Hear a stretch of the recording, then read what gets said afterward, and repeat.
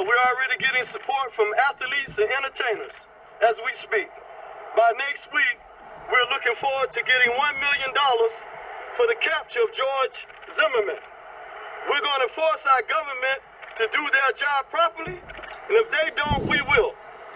It is a very troubling time in the United States of America. We are in the era of so-called post-racial harmony with all people but black people are being murdered all over America, and we get the same treatment time and time again.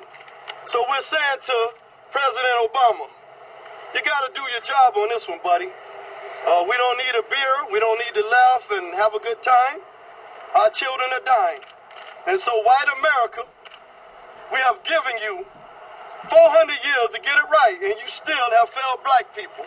We're not even citizens in this country. We're still third-class citizens. And so today, as black men, we must stand up in America. We must declare to white America, time is up for you. No longer can you kill black children and get away with it. We no longer going to take the words of no good Bill Lee. We don't care who is the sheriff. The city of Sanford's police department has a track record of abusing their power, killing innocent black men and women, police brutality, and nothing has ever been done about it in this city. So we want concrete results. Like newspapers on driveways and wide, quiet streets, the Neighborhood Watch is a fixture in communities across the country. The training that we go through is to basically be the eyes of the community, the ears of the community, and actually to get to know your neighbors so you know that they will trust you. With that work of keeping watch now under scrutiny after the slaying of 17-year-old Trayvon Martin in Sanford, Florida, killed by 38-year-old George Zimmerman on patrol. When people moving into the neighborhood. It is a case Lucy Anders Baines fears will cast suspicion on volunteers trying to keep the rest of the neighborhood safe. We have someone who actually took it upon himself to be more than aggressive, more than what Neighborhood Watch is all about. On this patrol, the biggest worry was a watch sign defaced with a sticker. But it's on there pretty good. How's it going, man? You better get him. In Denver, the Guardian Angels try to sort out a dispute between several men. Hey, stop him, man. He's taking my computer. We didn't see the crime committed, so there was no way we could actually Stop him physically. That would be false imprisonment. They may have T-shirts, berets, and tools for the job. Handcuffs. Flashlight. Medical tape. But the mission of the Guardian Angels on Neighborhood Watch is the same. We tell them to observe and report. Okay? Carry a notebook with you. Get as much detailed information, vehicle information, description of the person, everything that you can detail, and call 911. They are the eyes and ears of the streets. Neighborhood Watch is here to watch, not to kill. Observing and reporting, leaving the rest up to the police. Lee Powell, the Associated Press. Talk about the Trayvon Martin case and what's going on in Florida. Well, I have a different take, Brian, on that. I believe that George Zimmerman, the overzealous Neighborhood Watch captain, should be investigated to the fullest extent of the law, and if he is criminally liable, he should be prosecuted. But I am urging the parents of black and Latino youngsters particularly to not let their children go out wearing hoodies.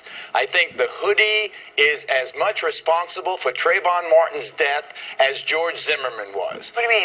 When you see a kid walking, Julia, when you see a kid walking down the street, particularly a dark-skinned kid like my son Cruz, who I constantly yelled at when he was going out wearing a damn hoodie or those pants around his ankles, take that hood off. People look at you and what do they think? What's the instant identification? What's the instant association? It's those crime scene surveillance tapes. Every time you see someone sticking up a 7-Eleven, the kid's wearing a hoodie. Every time you see a mugging on a surveillance camera or they get the old lady in the alcove, it's a kid wearing a hoodie. You have to recognize that this whole stylizing yourself as a gangster, you're going to be a gangster wannabe, well, people are going to perceive you as a menace. Hello, everyone. Welcome to Global Government News. Today is Monday, March 26, 6, 2012, and I'm Darko. My website is ggnonline.com, and on YouTube, my channel is ddarko2012 and ddarko2013. All the headlines and links for these videos and articles will be in YouTube's video description. Alright, so I never thought I'd be covering my first whole video based off this, and maybe I won't, maybe I'll get to other news, but it seems like this is what it's going to be. But you can't underestimate the power of the media, mainstream media, the culture industry, and basically there is an agenda behind this, and that's what I'm going to get to in this first video. Is all these people, all these groups, all these interests latching on to this. I never thought that it would grow this big. Since I made my video on Friday about Obama giving a shit all of a sudden about this particular case without all the facts even coming out, and it has just blown up in the past 3 days and gotten out of control to the point to where you have a bounty on this man's head, George Zimmerman, by the Black Panthers. And then you have this one, the job of neighborhood watch is to watch and not kill. Well, to be honest with you, my personal opinion is there shouldn't be a neighborhood watch. Neighborhood watches should be voluntary, which it is, right? But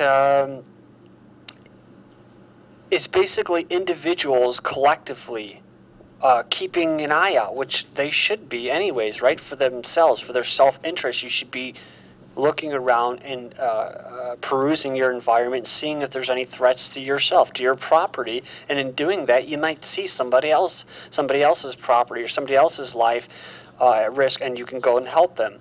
I just thought it was funny, that woman, as she was walking down the street, I could tell she could probably hardly ever walks around like that, because I could see the way she was walking on, kind of like with her heels and that. She's not going to be out there walking the streets like those other guys. Those guardian angels, they say that they're there to basically to watch and assist the police. What they're there to do is basically be like little communists, snitches, and they're there to help the police, the pigs, political law enforcement officers. So you should just have common law, where you protect people's property and people's life.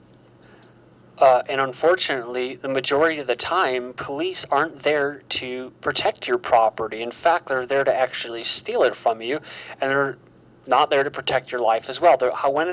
Hardly ever is a police officer there in the middle of a crime stopping it, or in the middle of someone getting attacked or rescued, right? And they'll put that out there. Oh, off-duty cop rescues dog, Labrador or something from drowning or something, a story like that. But the majority of them they're killing people, they're stealing people's property. So, but what they want the neighborhood watch people, don't take it into your own hands, right? Don't take it into your own hands. You just be a good little snitch for the cops, and then you call the big boys, you call the parents when you start to think for yourself. So that's what I didn't like about that video. And of course you had this, Geraldo Rivera, Hoodie allowed Zimmerman to kill Martin. So I'm sure many of you have already come to your own conclusions or have drawn up your own theories about why are they attacking these hoodies. I mean, because now what? Hoodies in church and Sunday sermons about Trayvon Martin calls for justice from the pulpit, right? It's kind of like the whole Occupy movement. They have the fist in the air, again, communist, right? Those all come from the top down, those symbols and everything.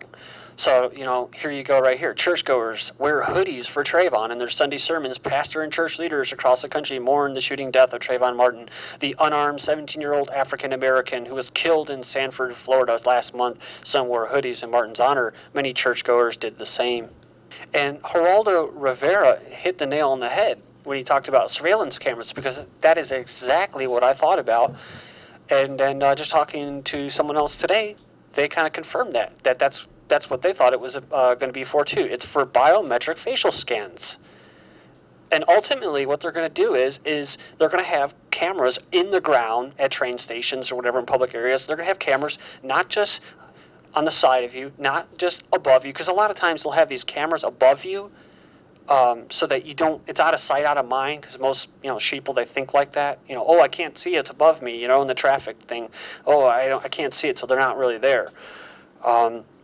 But they are, and eventually they're going to put them on the ground because people wearing hoodies and stuff like that. And not everybody that wears hoodies are thugs or gangs. I like to wear a hoodie because I live in the Midwest and it's cold up here. I know a lot of people around do, and it doesn't necessarily make them no-limit soldiers, right?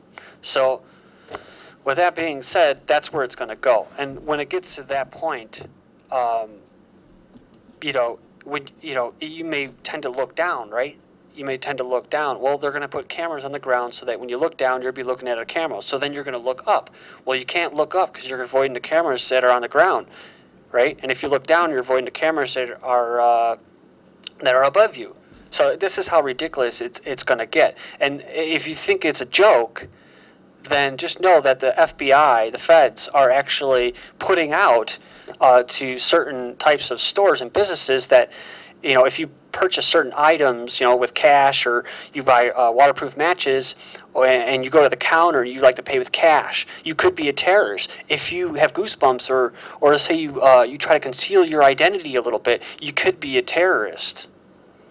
Well, the whole time, really, what you're doing is you're trying to avoid this Big Brother intrusive surveillance grid. So after I made the video on Friday about Obama actually giving a shit about this, what happened? Obama, if I had a son, he'd look just like Trayvon. So he goes in and he says we have to do soul searching, and that means we have to examine the laws and the context for what happened, as well as specifics for the incidents. So you have different, all kinds of pictures. I mean, this very loving person, wants justice, right? They want justice. And that's right on their shirt right there. That's what they want. So they don't want street justice, although they do. They want street justice, but they also want the political justice. So it says here, let's get to the bottom of this and we'll finish up this video. Trayvon Martin shooter told cops teenager went for his gun. So it says George Zimmerman, the neighborhood watch crime captain who shot dead 17-year-old Trayvon Martin, originally told police in a written statement that Martin knocked him down with a punch to the nose, repeatedly slammed his head on the ground, and tried to take his gun, a police source told ABC News. In addition, an eyewitness, 13-year-old Austin Brown, told police he saw a man fitting Zimmerman's description lying on the grass, moaning and crying for help just seconds before he heard the gunshot that killed Martin. So this is the irony, right? It's irrelevant to what happened, right? It does not change the material facts of the situation. This is what it's going to come down to, right? What I was talking about, demonizing community watch, demonizing individuals, especially ones that are armed, and ultimately demonizing gun owners and guns. Specifically, that had George Zimmerman not left his vehicle and heeded the police dispatcher's guidance, i.e. the parents telling the children what to do, we wouldn't be here today. Now, I'm speaking from kind of, some people call it an anarchist perspective or something like that. Just basically the least amount of government as possible, right? For people to have full responsibility and liability for their actions.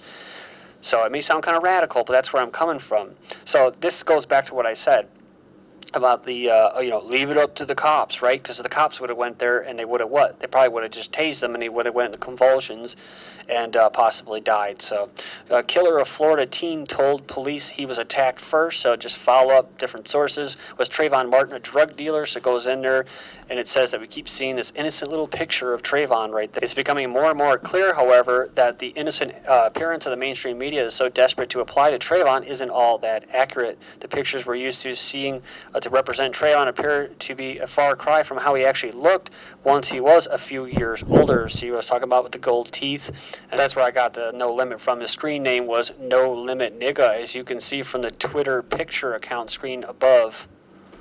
So you can go in there and check that out. Here's a pretty good little source here. Law-abiding citizens are interested only in justice for Trayvon Martin and George Zimmerman. Few people, however, support the making of money and the forwarding of political agendas from this event.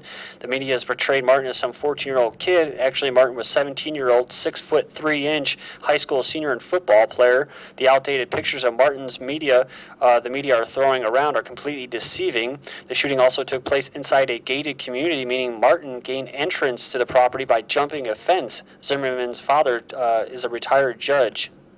Here's another pic of him. And for all the people that want to make it into a race thing, black friend defends shooter of Florida. Trayvon Martin's family on his marijuana suspension. Police want to demonize the victim. Even a New Orleans police officer has been suspended over his online comments saying that, what? Act like a thug, die like one. Black teenagers poured gasoline on a white boy walking home from school and set him on fire. You didn't hear about that in the news, did you? But don't worry, there's a pill for being racist. Thank you.